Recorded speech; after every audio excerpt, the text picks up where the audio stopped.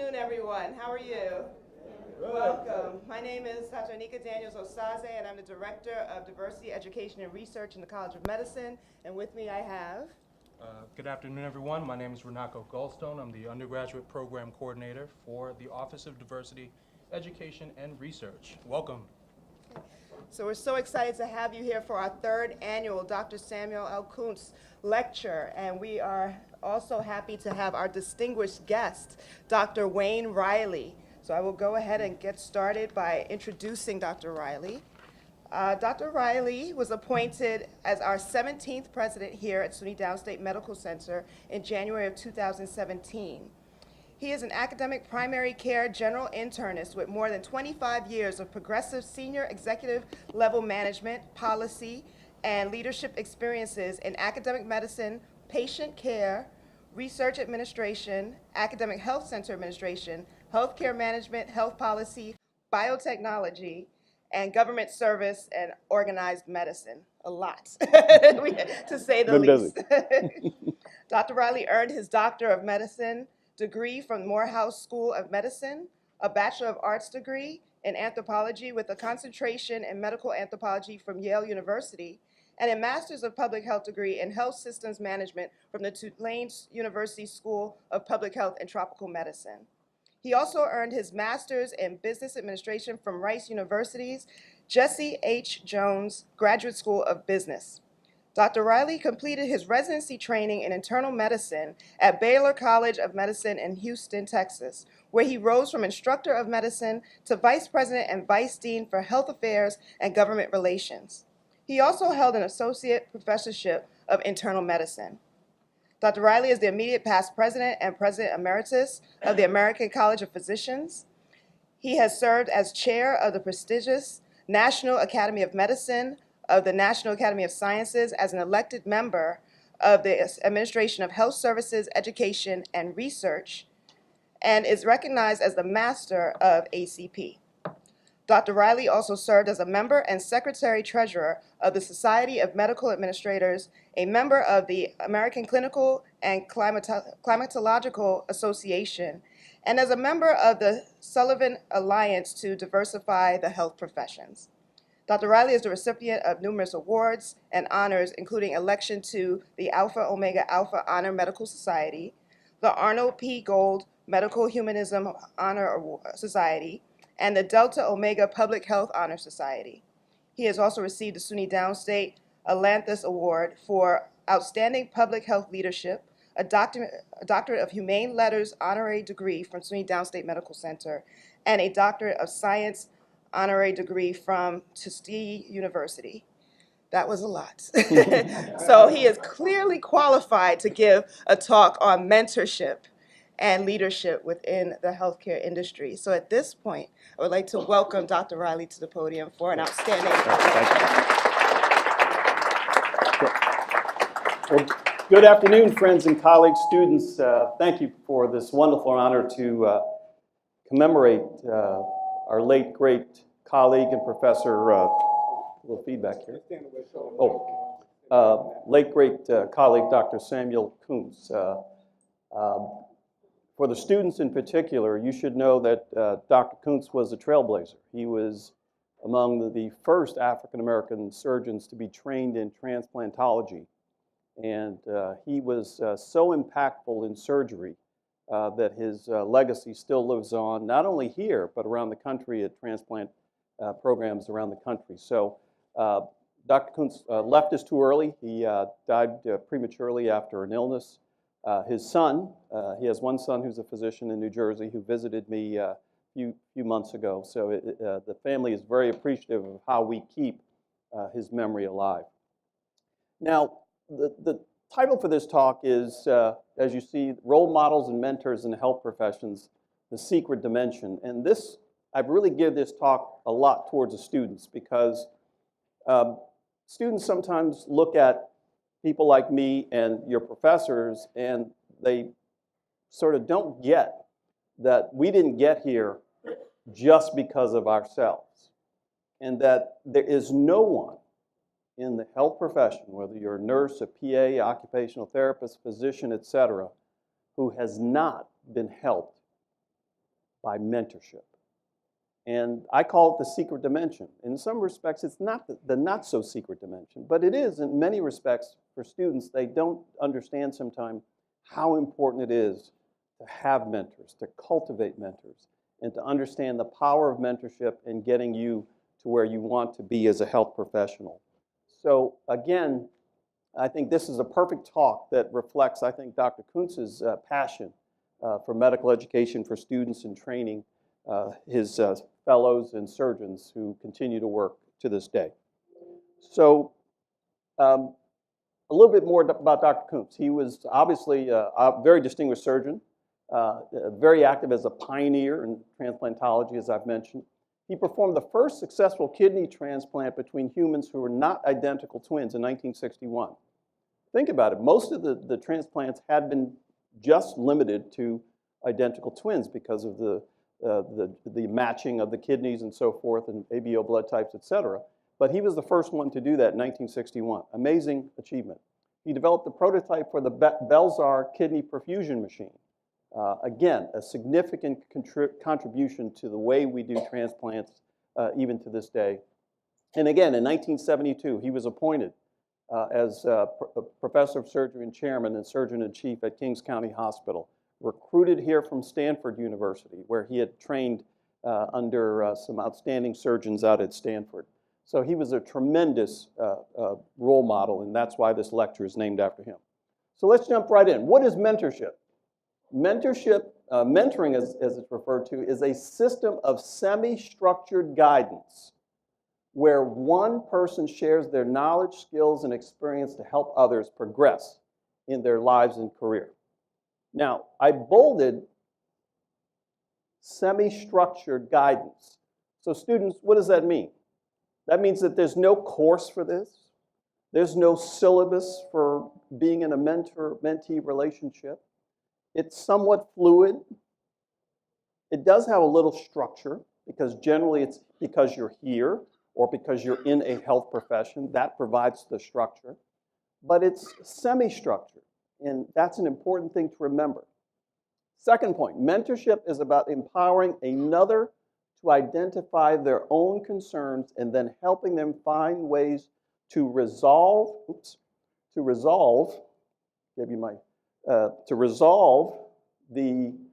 and transcend them. So again, finding ways to resolve and transcend.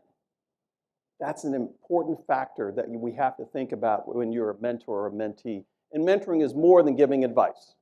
It is more than giving advice. People give you advice all the time. That doesn't mean they're your mentors, right? So again, it's the way that you think about mentoring. It's not intended to be psychotherapy. So again, mentoring is more than giving advice, but it's not supposed to be psychoanalytic or therapy. So again, you got to think about, you can't use your mentor as your analyst. That's inappropriate.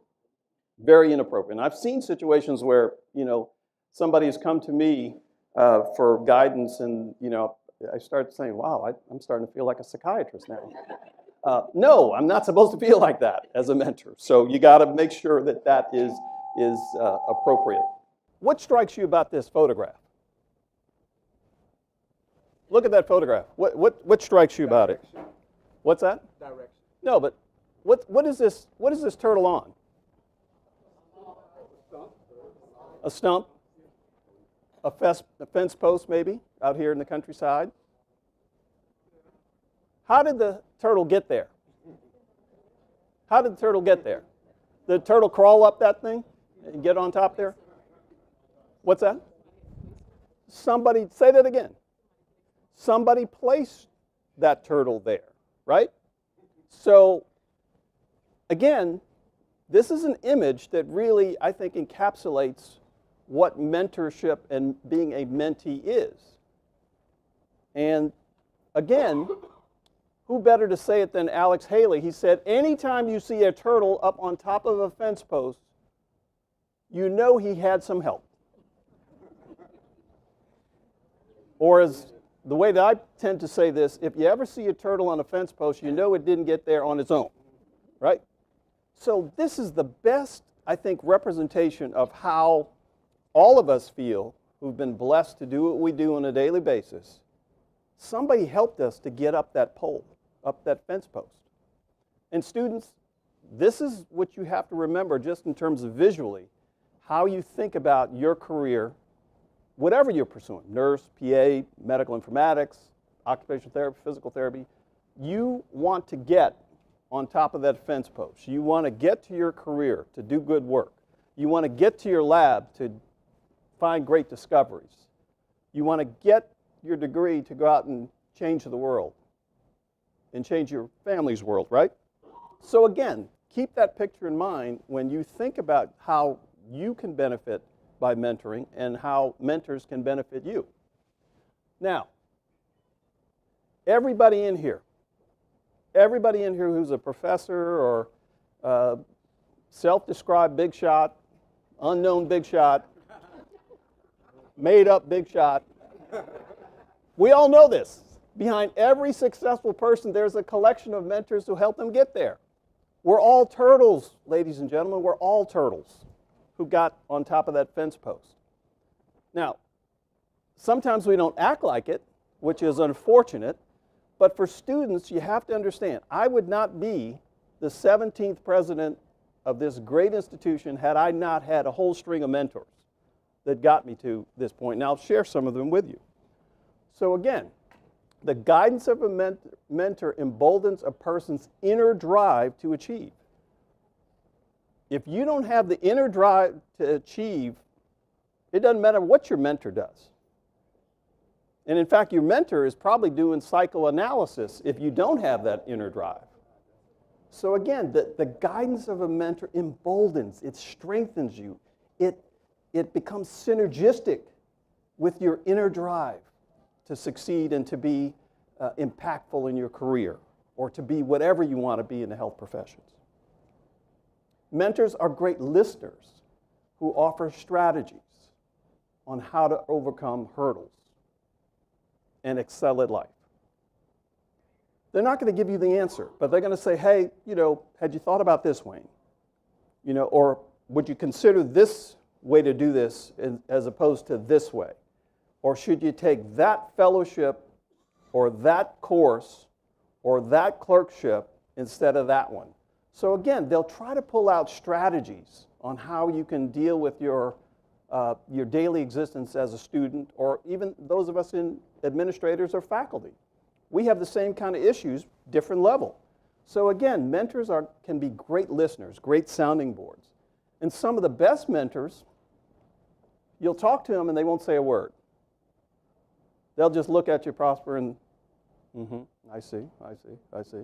And then you just keep dribbling on, and they're not saying anything. But remember, they're being a good listener. They're practicing active listening, right? So again, that's part of being a good mentor and understanding the power of mentor. Make sure that your mentor is a good listener.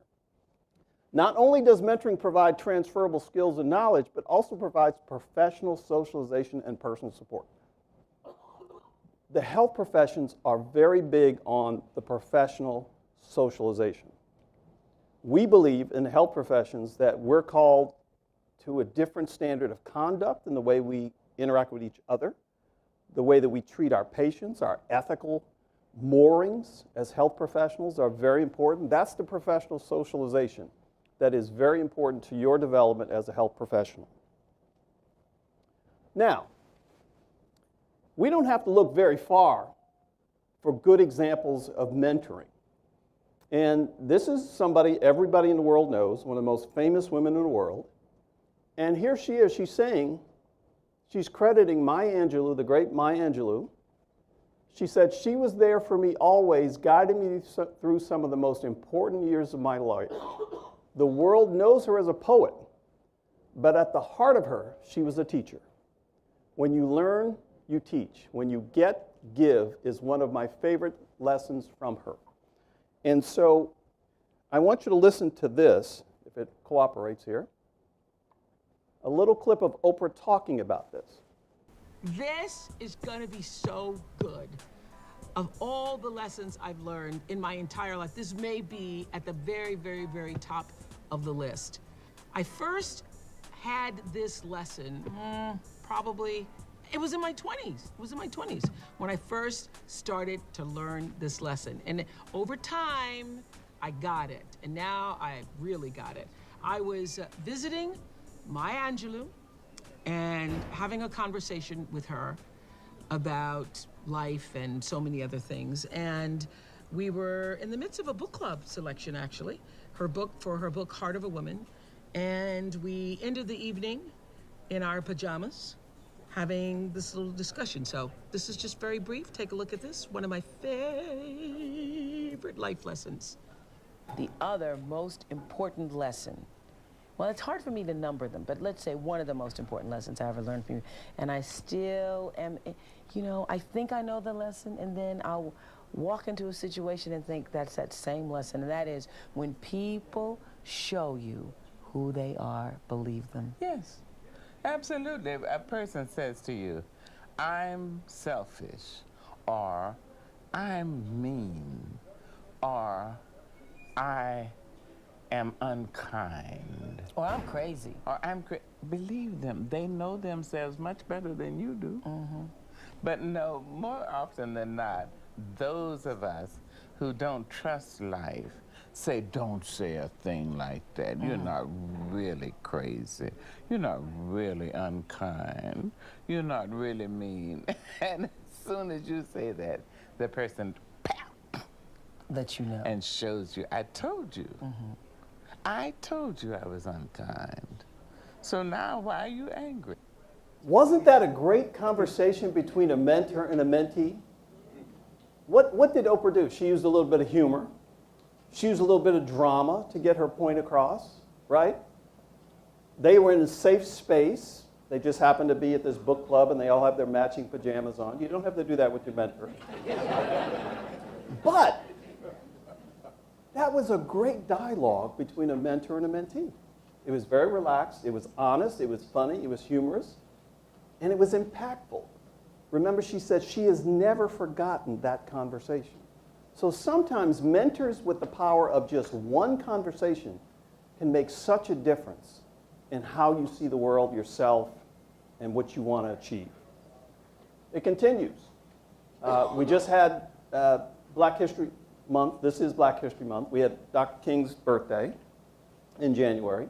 Those of you who know Dr. King, he always credited Dr. Benjamin Elijah Mays as one of his life mentors.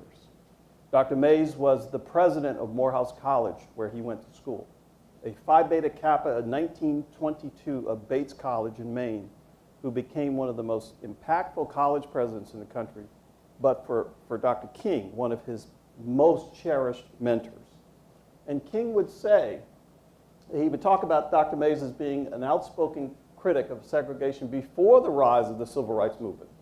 Dr. Mays was talking about how segregation was bad for the country, bad for the human spirit, bad for African Americans, bad for all Americans, way before 1963, or before he even became pastor at Dexter Avenue Baptist Church in Montgomery, Alabama. So this man had so much influence on Dr. King that they remained close all through his college years. And in fact, Dr. Mays gave the eulogy at Ebenezer Baptist Church about his former protege, Martin Luther King.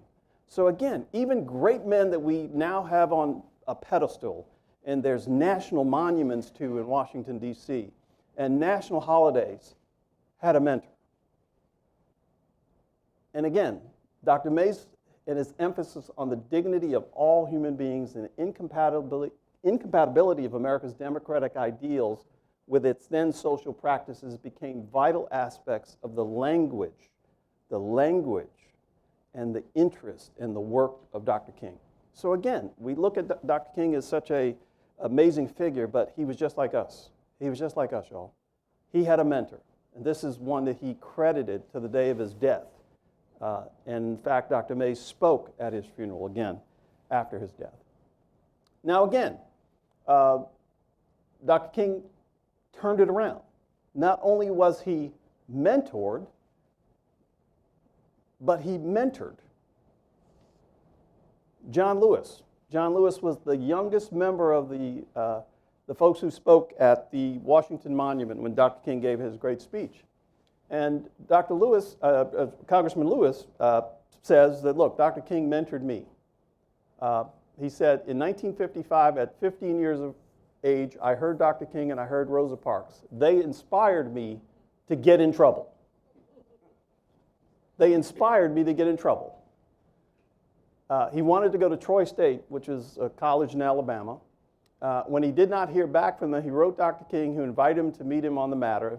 After that meeting, Lewis became part of Dr. King's inner circle and influenced his work. So I want you to hear how he's talking to President Obama. Just to let you know, John was one of my inspirations to get into public life. So I thought this would be a good opportunity to connect the people who inspired me with the next generation of young leaders who are going to be doing outstanding things themselves. I'm sorry about the assassination, Dr. King. How did you cope with his assassination? Well, it was a very sad and dark time for me. He was my leader. He was my inspiration.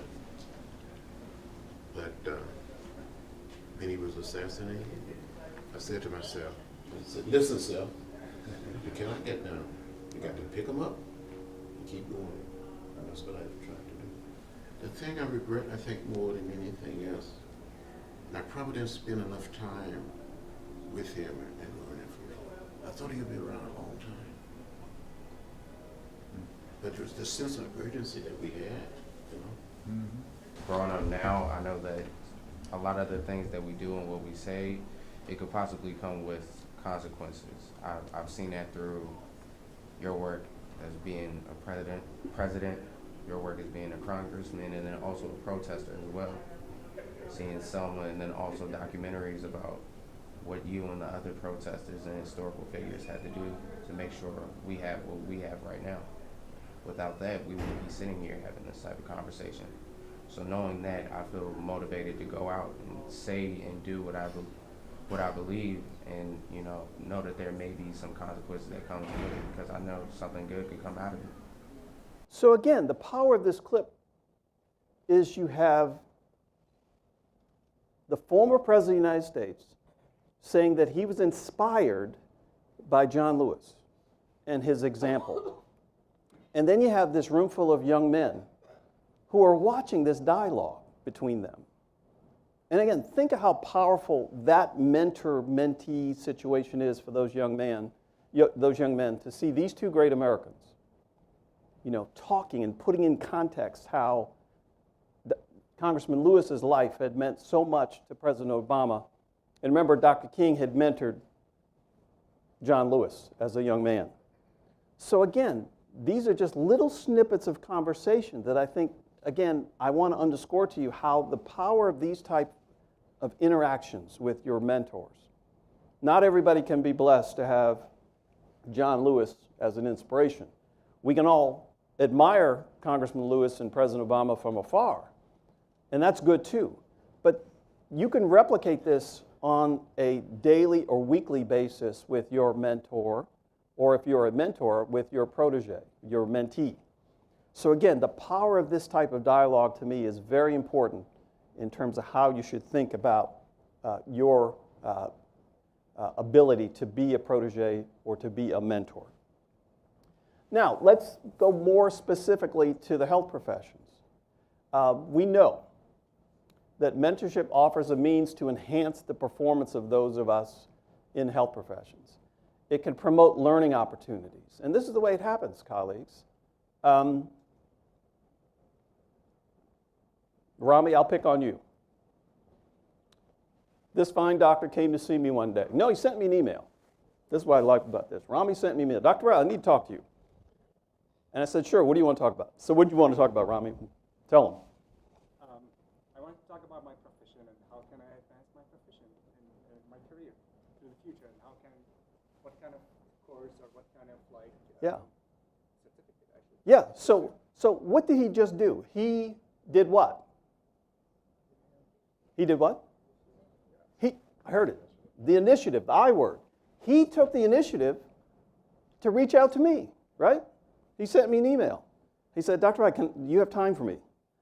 And Raina knows, if I have time for people, I love talking to young, talented, outstanding physicians like this who seek me out for advice. So I didn't want to put you on the spot, but I love the fact that he reached out to me.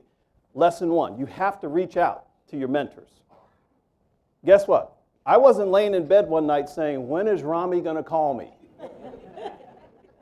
Right? You took the initiative. So again, this is part of, particularly in the health professions, guys, you need to reach out. It could be as something simple as you're on rounds one day and you're a student, you say, you know, gosh, I really like the way, you know, Dr. So-and-so handled that patient. You should take the initiative to, you know, to say that to the professor. Because, again, sometimes we need that validation, right? Dr. Booten Foster, we need the validation we're doing the right thing by our learners. But more to the point, you take the initiative to, again, to enhance your ability to do your job as a physician or whatever you are, or nurse or whatever. Remember, that's a learning opportunity. You're promoting the learning opportunity, which is very important for us in the health professions. By that, you do the interdisciplinary, multidisciplinary collaboration that, again, is part of what we do as health professionals. We have to collaborate with everybody. Very important. So mentorship is beneficial to both one's career and personal life. It is essential. I would argue it is essential for health professionals. It is more essential than your friends who are in law school, or your friends who are accountants, or your friends who are other things. It is absolutely critical for those of us in the health professions to have and be in mentoring relationships. Mentors can provide understanding of the organization or the cultural norms. You know, for our students, you're here for this amount of time. We're preparing you to walk across that stage at Carnegie Hall and go somewhere else. When you go to that somewhere else will be a little different than here.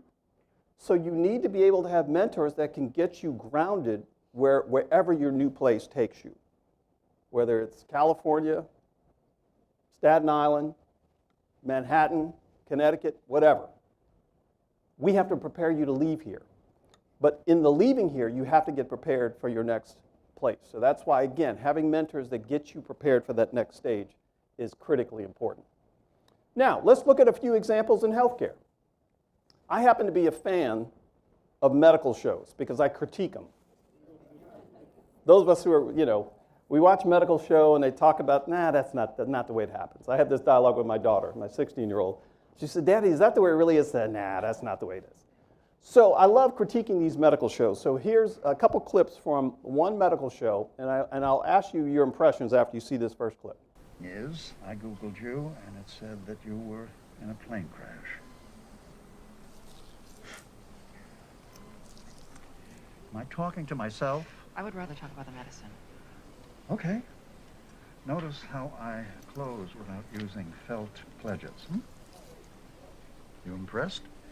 I know you are. Just too prideful to admit it, but that's okay. It comes together impeccably. No, I didn't think that was possible. I mean, I tried to suture myocardium before without synthetic patches and couldn't get it to hold. Yes, well, the trick is to use a double layer of zero Vicryl. It's my signature. I'm the only one in the country who can do it because I've devoted my life to doing it. I don't go home to family and chit-chat. I go to bed thinking about this technique. So, what is your signature move? Oh, I don't... Life is short, you know. You've seen that yourself. So you better get at it. There it is. Now, if you had put in your beloved LVAD, he would have died waiting for a heart transplant, which would never happen. This way, Bobo has a chance at life. Pop, pop. Now, what's your reaction to that clip? Was he a little arrogant? Okay. Acknowledged he was a little arrogant. We see that in medicine, right?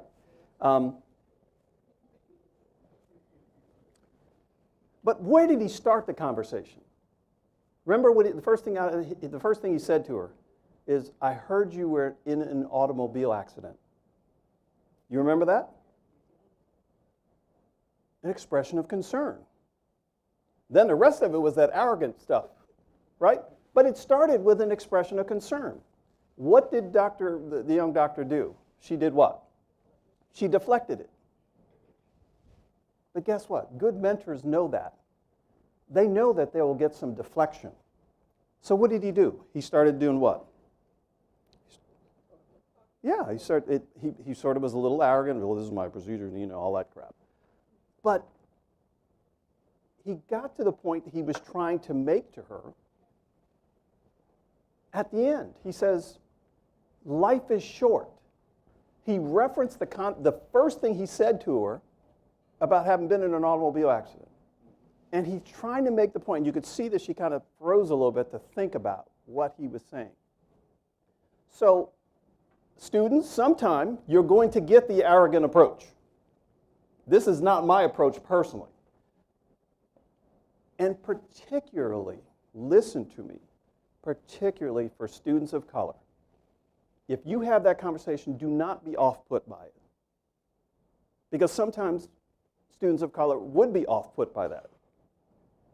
You would think that he's talking down to me, he's trying to belittle me, you know, et cetera, et cetera. No, he was using an interesting technique to get through to her about her career and about her life. And she kind of just missed the fact that he had started with this expression of concern about her. He was genuinely concerned about her. She had just been in an automobile accident. He was taking the teachable moment in the OR, in the field, when your hands are in the field, in somebody's chest, to express some concern about her, but then to teach her a little bit. And again, it was not just a surgical technique. He was teaching the surgical technique as well, but what else was he doing? What else was he teaching that young doctor at that moment? Think about it. So he was teaching her about life, her career. Make a contribution. You know, do good work. So again, even sometimes these kind of ones that leave you a little bit queasy can be so impactful. And again, this is just from TV. Let's look at this one. Get him up. Just get him up. All right. Good. Good. Whoa. Knife wound. I thought it was supposed to be a gunshot wound, huh? Excuse me, I feel you. Oh, that's okay. I didn't need you anyway. Listen, notify the OR. Let's get us through. Come on, let's go. Move him up. Here we go, buddy. Jerry.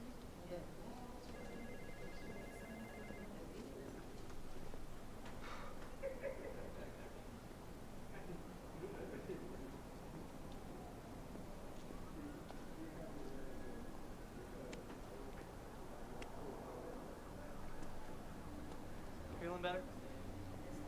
Yeah. I'll be okay in a minute. Yeah, I just got to me all of a sudden. Keep your head down. There's no rush. Just relax. Ah, it stopped raining. I thought I was gonna be sick. I'm sorry. Don't ever say you're sorry. See, there's two kinds of doctors. There's the kind that gets rid of their feelings, and the kind that keeps them. If you're gonna keep your feelings, you're gonna get sick from time to time. That's just how it works. Keep your head down.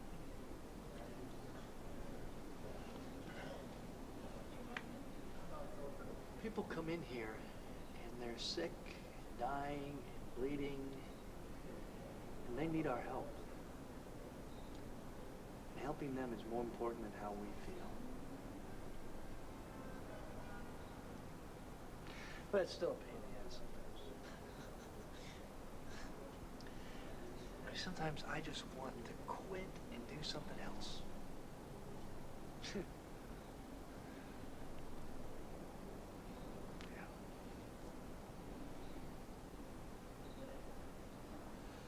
Why don't you take a few more minutes? By the way, I was in medical school then. He used to get sick all the time. So don't let him give you any crap. You're gonna be fine.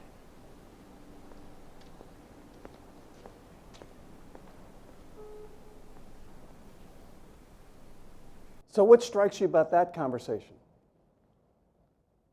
How did it make you feel? Put yourself in the moccasins of that young doctor. That's Dr. Carter from ER, by the way. Great medical show, long gone, but I think one of the best written. I mean, this guy was having trouble seeing blood. And, as a physician, that's kind of difficult. But this more senior, I think he was a resident. The other, I can't remember his name, his TV name, but I think he was like a senior resident, chief resident type. And he saw that this young medical student was struggling, right? What did he do? He took an affirmative step to go talk to this young doctor, this young medical student, to sort of say, hey, look, what you're experiencing, I've had to go through it. This is the way you deal with it, et cetera, et cetera. So again, a very powerful conversation. That conversation took all of what, 3 minutes? Think about how impactful that conversation was to that young medical student at that point. And probably that medical student never will forget that 3-minute conversation outside in the alleyway outside the hospital when it looks like it's cold and rainy. So again, even these little short snippet of conversations can have such an impact in terms of how you think about your career or whatever you're dealing with as a medical student or nursing student or whatever. So again, just from TV world, you see some good examples of dialogue between mentors and mentees and how impactful it can be. So again, what's the data, Riley, on all this? They said, well, they put out this study in 2013, and they found that mentors wanted mentees. So you say, well, okay, Riley, if I want to be a mentor, what do I want out of my mentee? Well, mentors want mentees who do this. They listen and are open to feedback, right? They're open to feedback. Sometimes as young professionals, feedback's a little hard for us to hear. But feedback is very important to your development. So again, you have to be open to feedback. That you're respectful of a mentor's time. Now, thank God, Rami did not email me 40 times in one night. He just did it once, right? I'm still picking on Rami. He's a great doctor.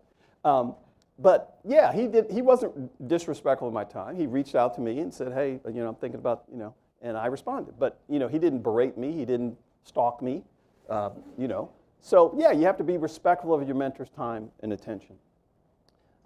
They show up prepared with things they want to talk about and potential action steps. They just don't go by their mentor's office just to chill. No, that's not what you do. Your mentors are busy. You need to go there with preparation. If you're going to talk about, what specialty you're going into, a job offer, bring the details. Mentors are busy. They want to be helpful, but you have to be prepared for when you go talk to them. And you got to have idea what you want to get out of that particular conversation. Now, what do mentees want? Those who are mentored.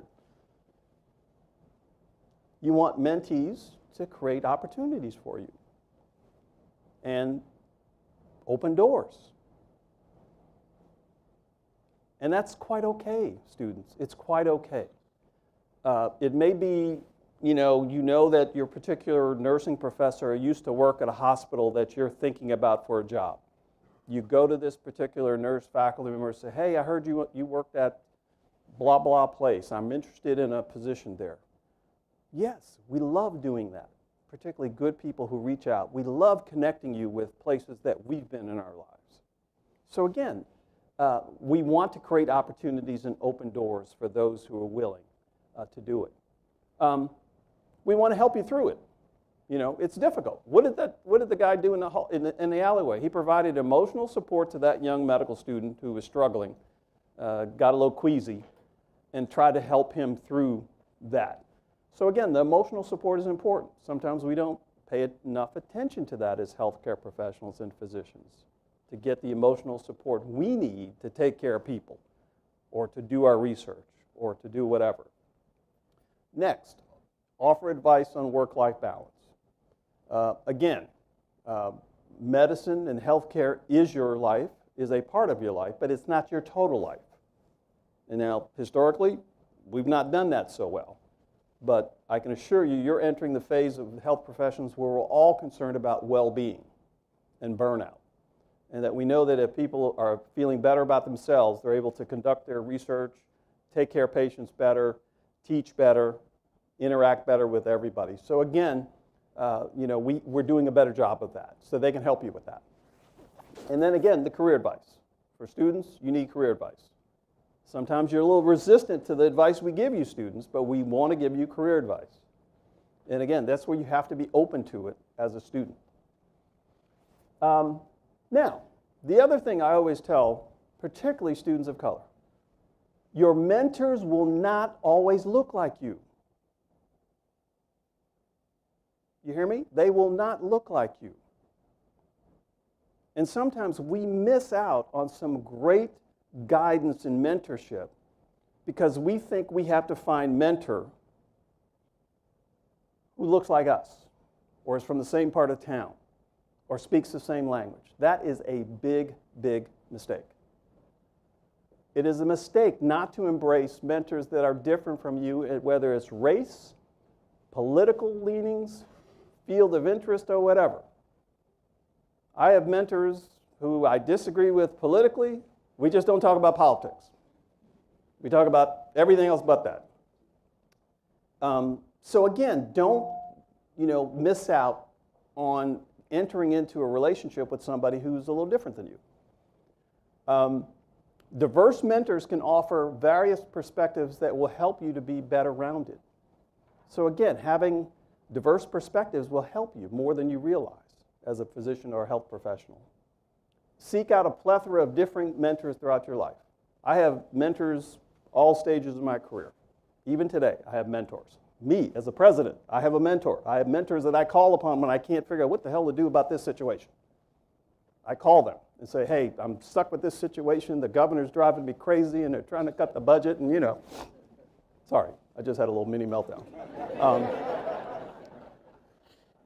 They can help you with that, okay? So even I have people I can call. Now, to underscore this point, this is one of my dear mentors in life, Dr. Edward. I get a little emotional talking about it, Dr. Edward Lynch.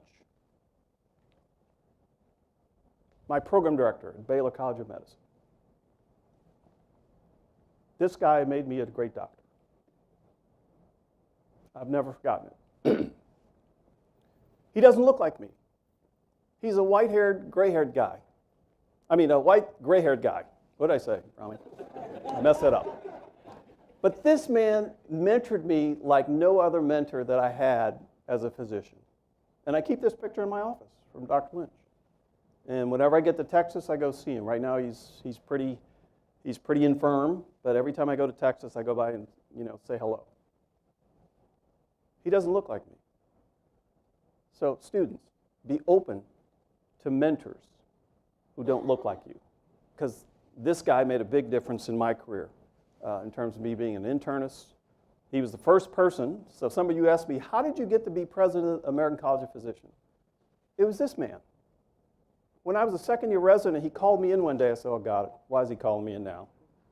Did I flunk the in-service test? He called me in and said, look, I'm nominating you for the National ACP Residents Council. And I said, what the hell is that? He did. 15 years later, I am president of the 110,000 member American College of Physicians. It started because he called me in and said, look, I'm nominating you. You're a good doctor. You're passionate. I think you could be a good leader. That's the way he told me when he called me in. So again, the power of mentorship is so important that, and again, minority students, sometimes we miss out because we think all of our mentors have to look like us. They do not have to look like us. Now, some of us have great mentors in our household. This is me at my medical school graduation. This is my late father, my first mentor. My best mentor. My dad was a surgeon, died way too young, died right after Katrina. I'd gotten my parents out of New Orleans to Houston, where I was vice president, vice dean at Baylor. Dean Taylor knows very well. He was dean at Tulane. Remember those tough days, Dean? We took in Tulane School of Medicine at Baylor, worked very closely with Dean Taylor. But my father died 3 months after Katrina. He was my first mentor. Wonderful man, great role model, great doctor. And so one of the highlights of his life was being able to hood me at graduation. And again, I keep this picture in my office. Now, some of us don't have fathers who are in our lives.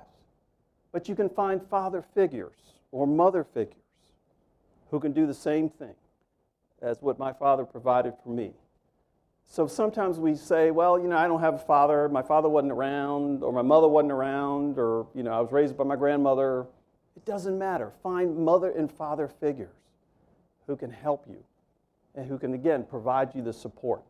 So sometimes we don't have everything that everybody else has, but that doesn't mean that you're any less or that you can't achieve the same thing. So again, I cherish my dad's memory. What a great man. And so he's still with me. And so your mother and father figures can be with you on a daily basis as well. Another mentor. Some of you were at my inauguration, Dr. Lewis W. Sullivan, the former Secretary of Health and Human Services in the George W. Bush administration. Talked to him yesterday. I talked to Lou Sullivan 2 or 3 times a month.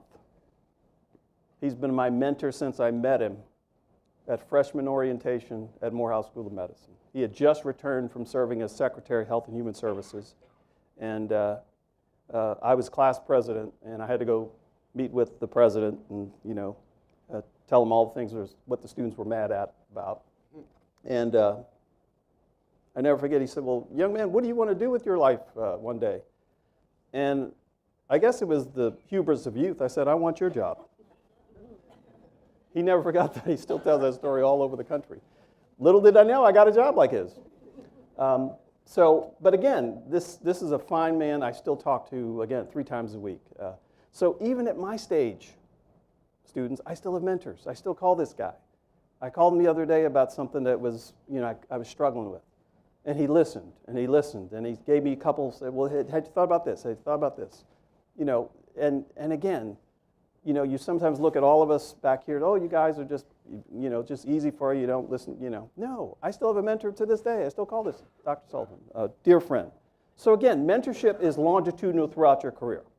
It's not just get you into medical school, get you out, or get you into nursing school, or get you into PA school. It's your whole career, colleagues. It's your whole career, students. And any of our faculty here will tell you they have mentors too who they still talk to and still interact with on a regular basis. So again, if you don't leave here with anything else, understand that lifelong mentorship is the secret to being a good whatever you want to be.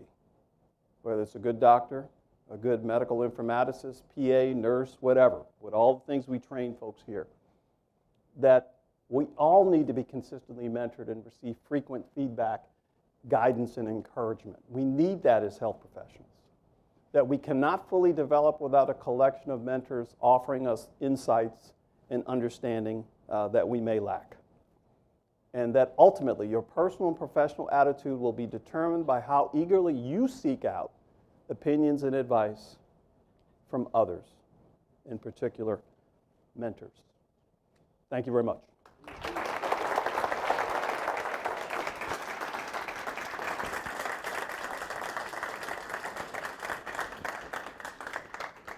Thank you so much, Dr. Riley. You know, I know you've been here for 2 years, but I still feel starstruck when I see you. Because you've accomplished so many great things. And like I said earlier, you are the best person to talk about mentorship and role modeling, because the one thing that impresses me about you is the fact that you make it a point to get to know everyone. You walk through the halls, you know everyone's name, or at least you attempt to know everyone and what their role is here. And the important thing about a mentor is that they need to be approachable. You know, you need to feel comfortable to be able to walk up to someone and say, I need help. I'd like to get to know what you do, and can you help me get to where you are? So I do appreciate that, and I'm glad some of the students were here to actually hear that and to know it's important to look for people that are approachable some people you might have to learn from a distance if, you can't really get to them the same way that you could, people like Dr. Riley. But also realize you should have more than one mentor. And some of those people will serve different roles. They'll be mentors for different aspects of your life. And I can talk to that personally. I have different mentors that help me in different areas of my life. And sometimes you also outgrow your mentors. Yeah. And you need to know when you need to move on and find someone else. That doesn't mean you just walk away from that individual. They'll always be a part of your life. But you need to start growing to the next step and realizing that it's time to move up again. So thank you so much again, Dr. Riley.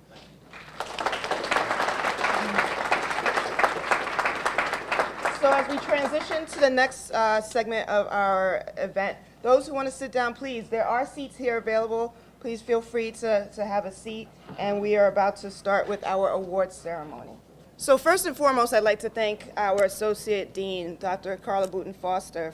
This is all part of her vision to make sure that people know that we are aware of how hard you work here at Downstate and that we appreciate all that you do in terms of diversity, in terms of mentorship, in terms of service. And quite often, we see you do the work, but we don't always do a good job of letting you know that we see you and we appreciate you. So that's why this award ceremony exists. This is why we decided to try to let you know that we do see you. We do know what you are offering to us. And we want to say thank you from the bottom of our hearts for all that you do for Downstate, for SUNY, for this entire institution. So at this point, we will go ahead and get started. So these are our awardees. So.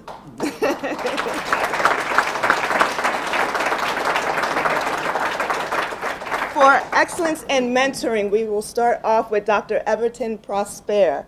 Dr. Prosper has been Associate Professor of Medicine at Downstate for 15 years and is currently the Director of Geriatric Medicine Fellowship Program here at Downstate and the Chief of the Division of Geriatric Medicine. For those of you who do not know him, he is someone that I am so proud to work with. He's helped us with our summer programs on a regular basis, allowing our students to shadow him and to learn about the field of medicine. He's always welcomed them with open arms. Sometimes we've kind of crowded his clinic because we've always had a need for mentors, and he's always said yes, and we definitely appreciate you. We want you to know the students appreciate you. Tajna, if you can come up. We have our president of the Daniel Hill Williams Society. We'd like all of you to come up as we award this to Dr. Everton Prosper. If you can come up and join us.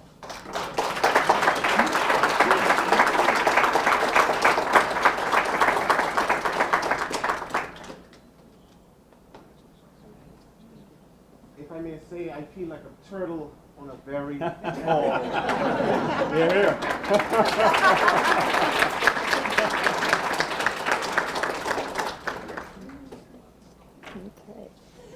Our next awardee, yes, and you can clap for him. Dr. Ramon Gist is another awardee of the Excellence in Mentoring Award. And this is also because of his outgrowth of spirit whenever someone is looking for an opportunity to come in and to shadow, to learn more about pediatrics. He's always been there for our programs as well as other offices. I know he works very closely with Dr. Gore with his mentoring and medicine program. I've seen him work tirelessly in both divisions, and even within his own personal life doing community service.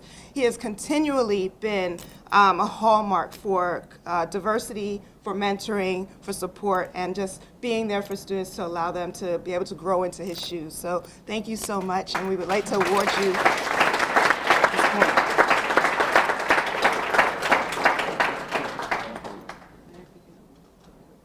Thank you, please.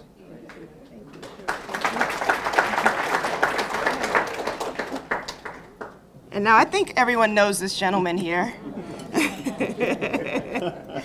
Michael Harrell has been in the Department of Community Affairs and formerly the Department of Community Affairs and Government Relations for, I believe, 18 years now. And he's someone who has been very vocal, very involved in trying to connect the community at large with the Downstate community. He's been able to try to get the word out of what we do and why we are so critical to this community. what our niche is in this community, why we are here in East Flatbush, Brooklyn, and what we're able to provide for the people here. Without him, it's very hard to get that message out. We do great work, but how many people really know what we do? You know, I'm so happy that we have this newsletter now, this bulletin that goes out to share this information. It assists with the work that Michael Harrell has been doing for many countless years to let the community know how much we actually accomplish here at SUNY Downstate. So we just wanted to say thank you for all that you've done and to bring you up to award you our Diversity Champion Award. I'm crying now, so I have to cry. My few words will be in the spirit of Dr. Kountz, who preserved donor kidneys for valuable life. I try to preserve hope in what I do for communities that are also in need of stability. So, in the spirit of Dr. Kountz and this committee, I thank you.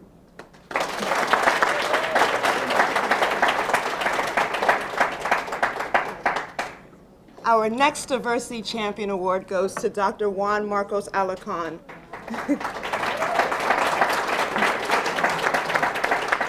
Dr. Alarcon is Assistant Professor in the Department of Pathology at SUNY Downstate, and he is the Program Director of Neural and Behavioral Science Ph.D. program and a member of the Dr. Kountz Center for Neural and Behavioral Science. But what you might not know about Dr.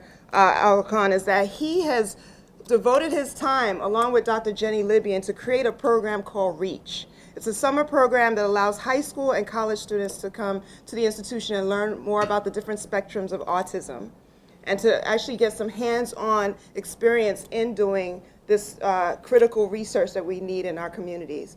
And he's also done a peer, or what I guess a peer-to-peer mentoring step system. So not only is Dr. Alarcon mentoring the PhD students who mentor the med students mentor the undergraduate students, and then in exchange they mentor the high school students. So everyone is working together as a team. We've been doing this now for, I believe, 3 years. This will be our 4th summer, right? Yeah. So we're really excited about the program. The students love working with him. He has been so instrumental in getting them the opportunities and the exposure that they need to realize research is important in our communities. A lot of people look at research and think, oh, this is so boring. I don't want to do this. I don't understand it. And he does it in a practical way. He shows how this is translational, how we can actually use this in our daily lives, and how it can make changes in our community that are necessary. So I really want to say thank you to all the work that you've done, and to welcome you up to get your Diversity Champion Award.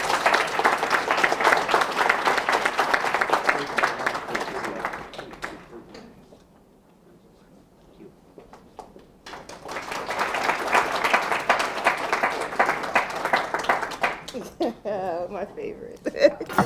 Oh, wow. Ernie Scaglione.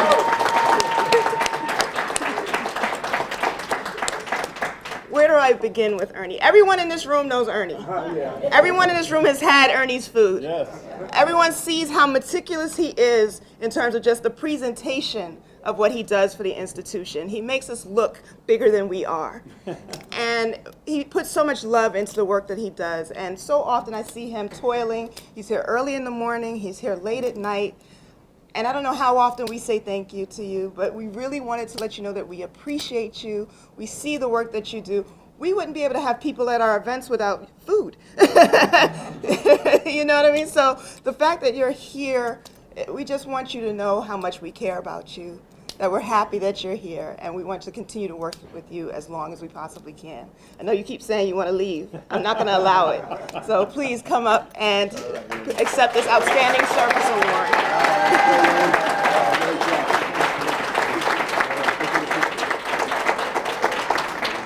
Now, when else will you see him dressed like this? Okay. Ready, guys? Congratulations.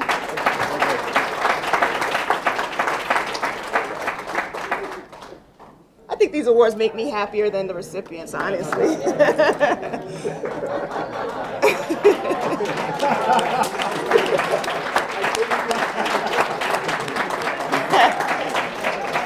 Ustinov Luke, who we all love and call Luke. Many of you probably didn't even know his first name was Ustinov, right? And he's here working as we speak, just like Ernie. So, you know, when we talk about outstanding service, he's trying to make sure that this program is going well. He's still working through his own award ceremony.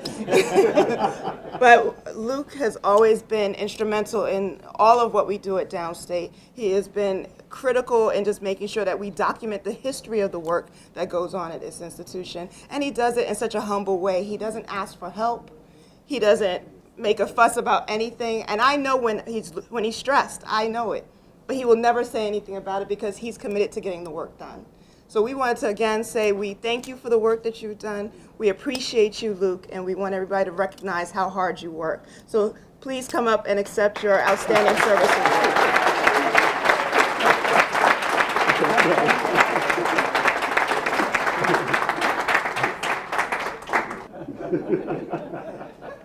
Give him a smile.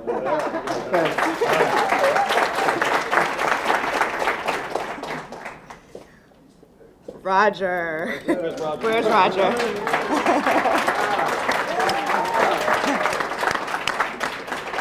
Roger is so quiet because he's just always busy running around. You see him all over the building. And most of us aren't even paying attention to the fact that he's making sure that every event here, even setting up this space, making sure that we have clean spaces to work in. He quietly does what needs to be done, and most people probably don't even recognize him when they see him. Today I didn't recognize him in his suit. He looks good. But I want you to know that we see the work that you do. Yes, we do. We notice how hard you work. We see how you do it with quiet humbleness, but in excellence, and that you focus on every single detail, and that's what's important to what you do. So thank you so much for what you do, and come up here.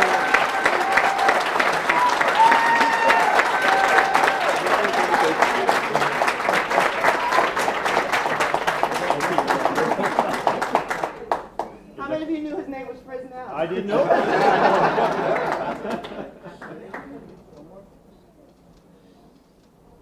Thank you, everybody. Thank you very much. Thank you, Dr. Adi. Thank you. You always going to pass it on the hallway. You prefer put your bag on the floor to shake my hand. I really appreciate that. That's a good thing. Thank you. Good man. Thank you very much.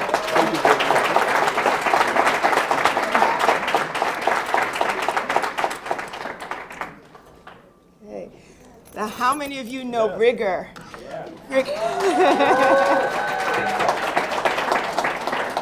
Rigor works with our Sodexo Foundation here, who makes sure that we all get fed. You know, it's important to have a place where you could go and get something to eat while you're working really hard. But Rigor is so in the background. Oh, you want to come up? I'm always trying to get her to come up and speak. Now, I know Rigor has a special place in her heart, so you want to say something? Yeah, so thank you, everyone. And before we go any further, I have to thank Dr. Daniel Zasagi, Mr. Renako Goldstone, Ms. Shamika Bowman, Ms. Tina Ajay from the Office of Diversity, Education, and Research for making this happen. I like to sit in the back and just watch things happen, and I can do that because of you four, so I'm so blessed to have you. So I joined SUNY Downstate maybe 3 or 4 years now, and so one of the first things that I do is I go to the cafeteria, right? And my team will tell you she's going shopping because I'll go there and I come back like 15 minutes later, half an hour later with tea. And that's because I have an opportunity to meet everyone. That's where I have my meetings. That's where I meet mentors. That's where I meet students. We set up meetings. And this gentleman, I call him Rigor. The first day I got there, he's like, I'm looking for the tea. I'm putting coffee in my tea. Didn't know what I was doing. Putting honey. Didn't know, like, there was there's certain things. There's an etiquette to doing things at SUNY Downstate that I didn't know about. And he said, may I help you? And I said, well, I'm looking for the tea. And he's like, what would you like? Earl Grey tea. He went to get it. And I said, I usually put milk and half and half. He was like, yeah, you can do both, right? And I'm looking around like, what do I stir it with? Do I stir it with my pen? And he gives me a spoon. And from that day, I mean, I go to the cafeteria just to see Rigor. And I'm so just blessed to know you. And I thank you for making me feel welcome. Thank you. Outstanding.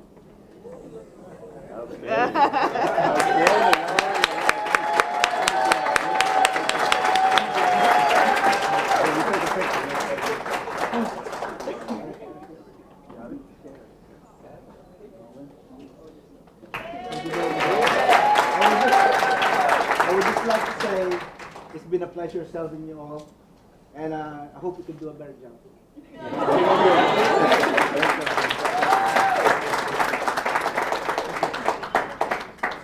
Okay, my buddy Joshua Kellerman. So, Joshua, I think you've been here probably as long as I have been here, maybe 18, 19 years, right? There's never a time that I call him that he doesn't say he's not going to help. And many times I know I didn't go through the right process. Right? I know I'm supposed to call the help desk. I know I'm supposed to fill out a form, supposed to do a proper email, and he'll remind me of it, but he'll still do the job and then put in the ticket and say it was done. Because he is so committed to making sure the work happens. He knows how hard it is to get things done on a day-to-day basis. You can't function without a computer with what I do. You can't function without email. You know, you can't function without IT. All of what we do here focuses on that. And he is committed to making sure that we get the job done, regardless of whether we're doing it the appropriate way or not. But I also have to say that he's also meticulous in how he gets it done. He comes, he gets it done, he goes back, and he's able to manage hundreds of people a day. And I've seen him run from office to office to office with help, but not as much help as you need. I know that. I see that sometimes you're understaffed and you have to run around and do a million things and still be able to do it well. So we want to say thank you, we appreciate you, and please come up for your Outstanding Service Award.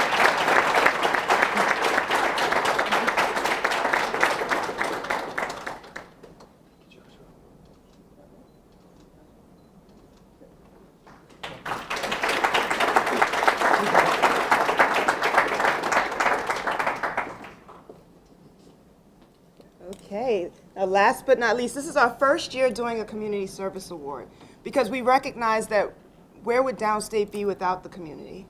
We can't do what we do without the people around here that we serve and the people who also serve us. So we wanted to make sure that we extended an award to someone who is in the community doing the work in the trenches and also helps us move forward with our initiatives. So Mr. Desmond Romeo has worked with the Arthur Ashe Institute for Urban Health.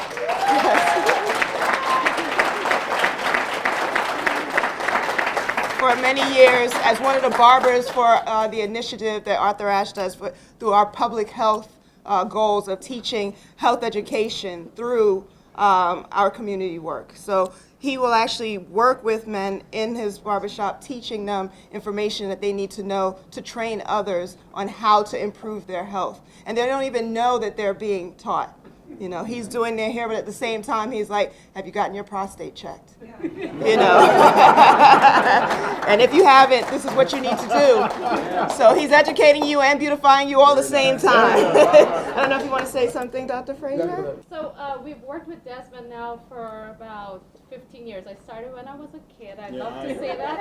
I really love to say that. And we really thank you for all the work that you have done. I know that you are reaching men in places and in ways that we never thought would be possible, and so we really appreciate the work that you do and the collaboration that you had with us through Downstate and through the Barbershop Talk with Brothers program, and just congratulations.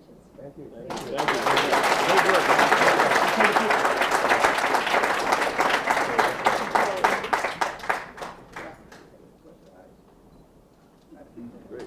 Thank you, everyone. Thank you.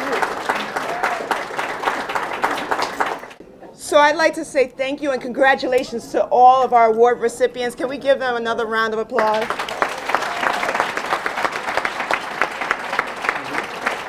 We are so proud of you. We thank you so much. And thank you all that attended. Thank you to Dr. Booty Foster, to Ms. Shamika Bowman, Tina Ajay Bosempem, and our newest employee, Renako Goldstone, who just started about 6 weeks ago. So this is his baptism into the